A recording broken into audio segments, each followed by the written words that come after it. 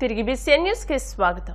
ఆంధ్రప్రదేశ్ ముఖ్యమంత్రి జగన్ ప్రభుత్వ సలహాదారు Sajjala రామకృష్ణారెడ్డిపై Telugu Desam party polit bureau సభ్యుడు వర్లరామయ్య తీవ్ర విమర్శలు గుప్పించారు. రాష్ట్ర ప్రజలు వైసీపీని తిరస్కరించారని జూన్ 4వ తేదీన ఆ విషయం తెలుస్తోందన్నారు. సజ్జల రామకృష్ణారెడ్డికి ఏమీ తెలియదని అన్ని తెలుసని బిల్డప్ ఇస్తారని విమర్శించారు. వెబ్ కాస్టింగ్ పరిశీలించేది ఎన్నికల సంఘమే అని వర్లరామయ్య స్పష్టం చేశారు. వెబ్ కాస్టింగ్ కు చంద్రబాబుకు ఏం సంబంధం ఉంటుందని ప్రశ్నించారు. మాచర్లలో పిన్నెల్లి రామకృష్ణారెడ్డికి ఘోర పరాజయం తప్పదని మాచర్ల ప్రజలు స్వేచ్ఛ కావాలని కోరుకున్నారని గుర్తు చేశారు. పిన్నెల్లి సోదరుల కబంధ హస్తాల నుంచి మాచర్ల ప్రజలకు విముక్తి కలగనుందని అన్నారు. మాచర్లలో రిజిస్టర్ అయిన ప్రతి కేసులోనూ పిన్నెల్లి బ్రదర్స్ మొదటి ముద్దాయిలని పేర్కొన్నారు. వైఎస్ఆర్ కాంగ్రెస్ పార్టీ 13వ తారీఖున పోలింగ్ జరిగింది. పోలింగ్ జరిగిన తర్వాత వాస్తవాన్ని గ్రహించారు. పోలింగ్ సరళి గమనించారు. ఇక ఆ రోజు నుంచి మొదలు పెట్టారు నిరాశ నిస్పృహలతోటి ఎవరు కనపడితే వాళ్ళ మీద అభండాలు వేస్తున్నారు, అపోహలు సృష్టిస్తూ ఉన్నారు. ఈ రోజున వాళ్ళ బ్లూ పత్రికలు అంటాం కదా, నీలి పత్రికలు అవి. ఆ నీలి పత్రికల్లో వెబ్ కాస్టింగ్ హైజాక్ అంట. ఆ బటన్లు నొక్కేది చంద్రబాబు గారి దగ్గర ఉన్నాయంట. ఏమి బుద్ధి లేని రాతలయ్యా మీది. పత్రిక ఉందని, చేతుల్లో పెన్ ఉందని మీ నోటికి వచ్చినట్టు రాస్తారా? Web casting manned by whom? అందుకన్నాను అవగాహన రాహిత్యుడు అతను సజ్జల రామకృష్ణారెడ్డి.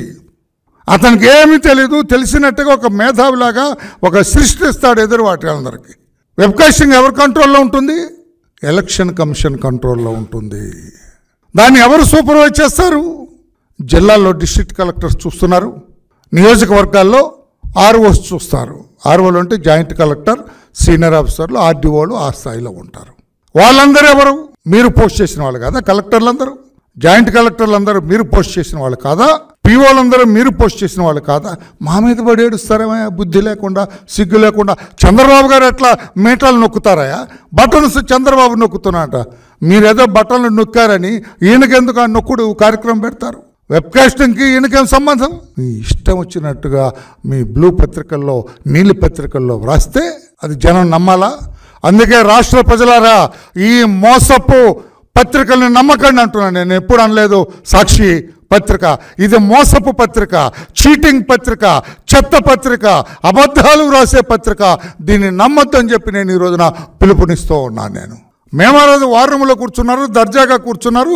ఆయన మా అందరినీ మానిటర్ చేశారు. ఇక్కడ ఉదయం 7 గంటల నుంచి రాత్రి 7:30, 8 గంటలకు ఆయన వెళ్ళిపోయేంత వరకు కూడా ఆయనతో ఉన్నాను. నేను ఏ బటన్ నొక్కటం నేను చూడలేదే. నేను చూడండి మీకు ఎక్కడ కనపడిందే? సాక్షి పర్సన్ ఆయనకు ఎదురుగా, ఆయన పక్కన, ఆయనతో ఉన్న వాళ్ళకి మాకు తెలియకుండా నీకు కనపడేటట్టుగా ఏ బటన్ నొక్కాడే? బుద్ధి లేని రాతలు, జ్ఞానం లేని రాతలు, సిగ్గు లేని రాతలు, అవగాహన లేని రాతలు రాస్తారా? ఆ రాతలు ప్రజలు నమ్ముతారా? నిరాశ నిస్పృహలతోటి ఇష్టం వచ్చినట్లుగా మాట్లాడుతున్నారు. వాళ్ళకి సగం మంది లీడర్స్ లేరండి. They've gone underground. చెప్పమనండి, నేను ఒక్క పేరు పిలుస్తా, లేచి నిలబడమనండి. స్కూల్లో టీచర్ పిలిచినట్టు ఏ రోజమ్మ నిలబడంటే లేదామె, ఏ అంబటి అంటే లేడు ఆయన, ఏ కోమటి అంటే లేడు, ఏ సుబ్బయ్య అంటే లేడు, వెంకయ్య అంటే లేడు. అందరూ వాళ్ళకి అర్థమైపోయింది. తిరోగమన దిశలో ఉన్నాం మనం, ఓడిపోతున్నాం మనము. ప్రజలు మనల్ని తిరస్కరించారు.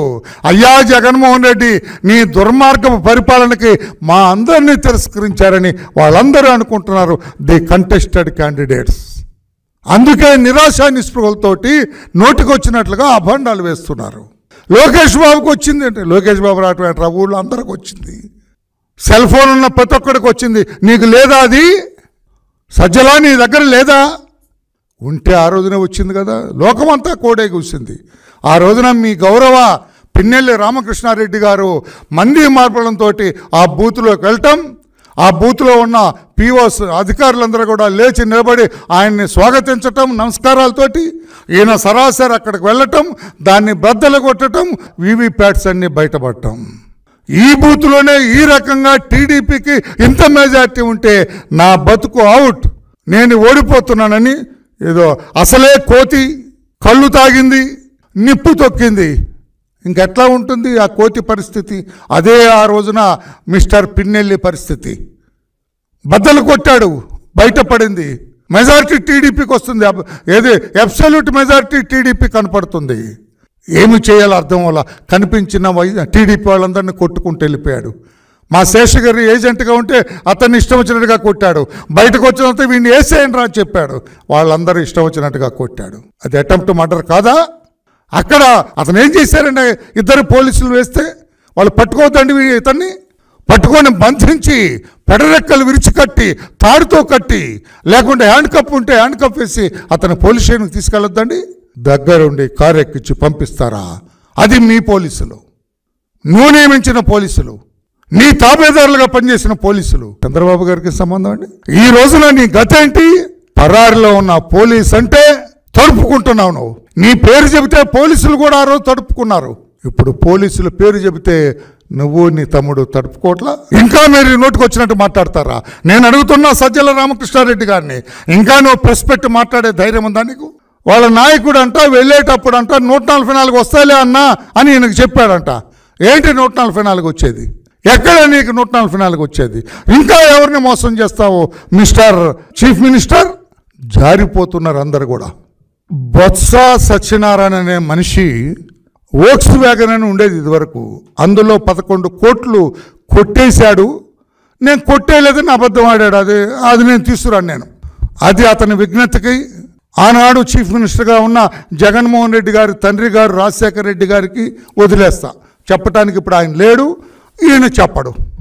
ఈయన చెప్పినా ప్రజలకు అర్థం అవ్వదు. ఆయన ఏం చెబుతున్నాడు? బొత్స అర్థం కాకుండా అవగాహన లేమితో మాట్లాడుతున్నారు. ఆయన రాష్ట్రమంతా కూడా చంద్రబాబు నాయుడు గారు గెలుస్తున్నారు, కూటమి గెలుస్తూ ఉంది, వైకాపా పలాయనం చిత్తగిస్తుందంటే ఈయనొక్కడే అర్థం కాక. నాకు తెలిసి అతను న్యూస్ పేపర్లో కూడా చదవడట, నాకు తెలిసి చదవలేడట, చదవకూడదట. అతను నోటుకొచ్చి అతను ఒక్కడే మాట్లాడుతున్నాడు. రాష్ట్రంలో మాట్లాడలేదు. ఎందుకంటే నిజం తెలిసిన తర్వాత ఎవరన్నా తేలుగుట్టిన తర్వాత ఏం చేస్తారు? అబ్బా నొప్పి అనవలసింది. భారత క్రికెట్ జట్టు మాజీ captain mister cool Mahendra Singh Dhoni Jharkhand రాష్ట్రం రాంచీలోని తన ఓటు హక్కును వినియోగించుకున్నారు. పోలింగ్ బూత్ వద్దకు వచ్చిన ధోని అక్కడ తన ఓటు వేశారు. ధోనిని చూసిన స్థానికులు షేక్ హ్యాండ్ ఇచ్చేందుకు ఎగబడ్డారు. దీంతో పోలీసుల భద్రత మధ్య ధోని పోలింగ్ కేంద్రంలోకి వెళ్లిపోయారు. దీనికి సంబంధించిన వీడియో ప్రస్తుతం వైరల్ గా మారింది. రాష్ట్రానికి మరోసారి జగన్మోహన్ రెడ్డి ముఖ్యమంత్రి కావాలని భీమవరం మండలానికి చెందిన నాయకులు పెద్ద ఎత్తున భీమవరం మావుళ్లమ్మ అమ్మవారికి ప్రత్యేక పూజలు నిర్వహించారు. పూజల అనంతరం వీరంతా కలిసి పలు వాహనాలపై ద్వారకా తిరుమల వెంకటేశ్వర స్వామి దర్శనానికి బయలుదేరి వెళ్లారు.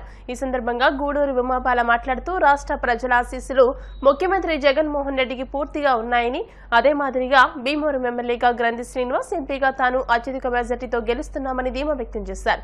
ప్రతి ఎన్నికల అనంతరం కూడా సెంటిమెంట్ గా ఇక్కడ మావుళ్లమ్మ అమ్మవారిని దర్శించుకుని చిన్న తిరుపతి వెళ్లి వెంకటేశ్వర స్వామిని దర్శించుకోవడం ఆనవాయితీగా వస్తుందని తెలిపారు. ఈ కార్యక్రమంలో భీమవరం మండలం జడ్పీటీసీ కాన్రేగుల నరసింహారావు, భీమవరం పట్టణ అధ్యక్షులు తోట భోగయ్య తదితరులు పాల్గొన్నారు.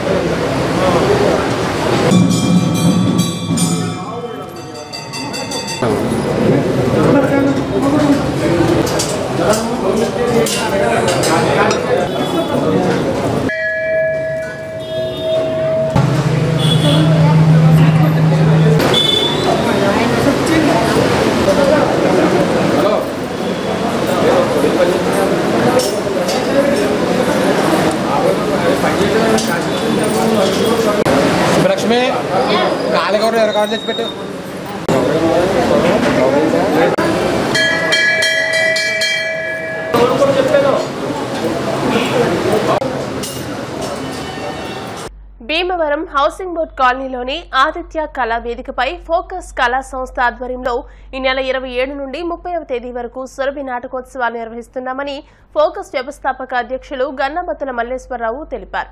శనివారం Bhimavaram housing board colony Padmavati సమేత వెంకటేశ్వర స్వామి మందిరంలో ఏర్పాటు చేసిన మీడియా సమావేశంలో ఆయన మాట్లాడుతూ హైదరాబాద్ సురభి నాటక సంస్థ వారు సుమారు 40 మంది కళాకారులతో ప్రదర్శన జరపనున్నట్టు తెలిపారు. ఇప్పటికే పట్టణంలో ప్రచార కార్యక్రమం నిర్వహించామని సురభి నాటకోత్సవాలకు మంచి ఆదరణ వస్తోందని అన్నారు. ఈ కార్యక్రమంలో అల్లూరి బంగారాజు, తమిరి సాంబమూర్తి, ఎం సీతారాం ప్రసాద్, ప్రగడ సుబ్బారావు, కడలి వెంకటేశ్వరరావు, బబ్లు తదితరులు పాల్గొన్నారు. భీమవరం హౌసింగ్ బోర్డు కాలనీలో ఫోకస్ కళా సంస్థ ఆధ్వర్యంలో 3 రోజుల పాటు సాయి సంతోష్ నాట్య మండలి హైదరాబాద్ ప్రముఖ సురభి సంస్థ వారిచే సురభి నాటకోత్సవాలను నిర్వహిస్తున్నట్లు మా మల్లేశ్వరరావు గారి ద్వారా ఈ కార్యక్రమం జరుగుతుంది. అయితే మొదటి రోజు మాయాబజార్ నాటకం, రెండో రోజు భక్త ప్రహ్లాద, మూడవ రోజు బుధవారం పాతాళ భైరవి. ఈ 3 రోజుల కార్యక్రమాలు ఇవి జరుగుతున్నాయి. మరి అందరూ దాతల సహకారంతో ఈ ఫోకస్ ఆధ్వర్యంలో ఈ కార్యక్రమాలు జరుగుతున్నాయి.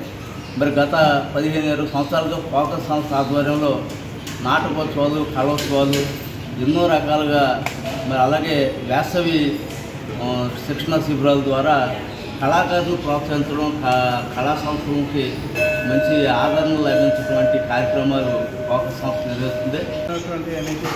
అందరికీ తెలుసు.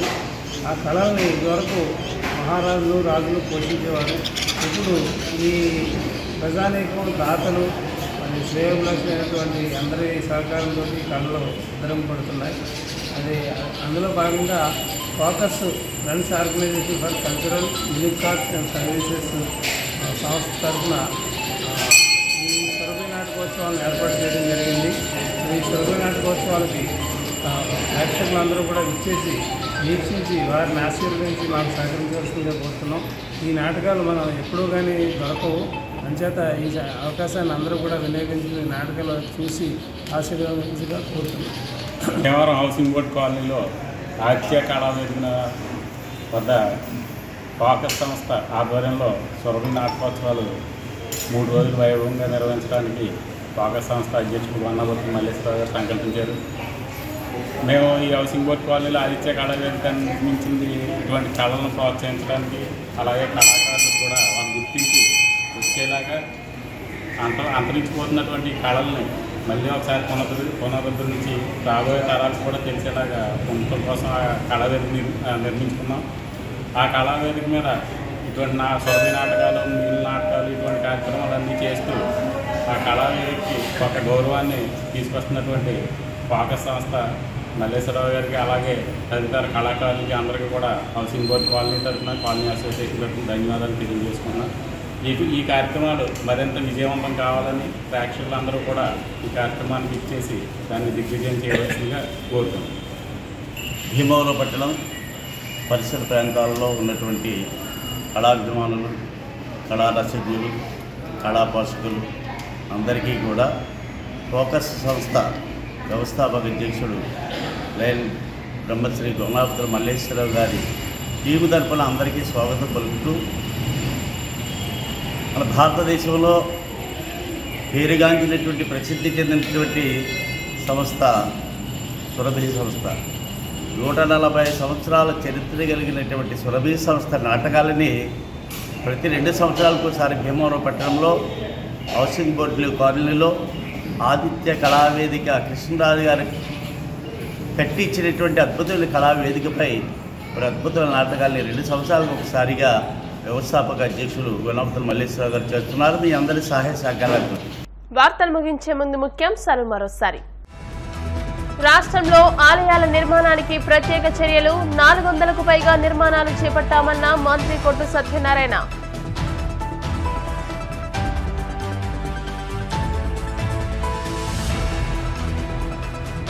అన్నమయ్య జిల్లా మదనపల్లిలో దారుణ హత్య, కేసు నమోదు చేసి దర్యాప్తు చేపట్టామన్న పోలీసులు.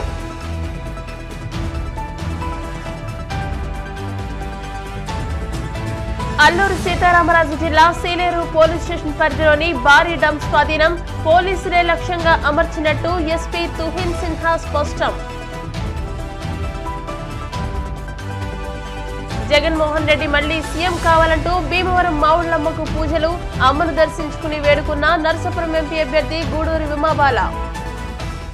ఈ వార్తలు ఇంతటితో సమాప్తం. మరిన్ని వార్తా విశేషాలతో నెక్స్ట్ బులెటిన్లో మళ్ళీ కలుసుకుందాం. అంతవరకు సెలవు, నమస్కారం. చూస్తూనే ఉండండి BCN న్యూస్.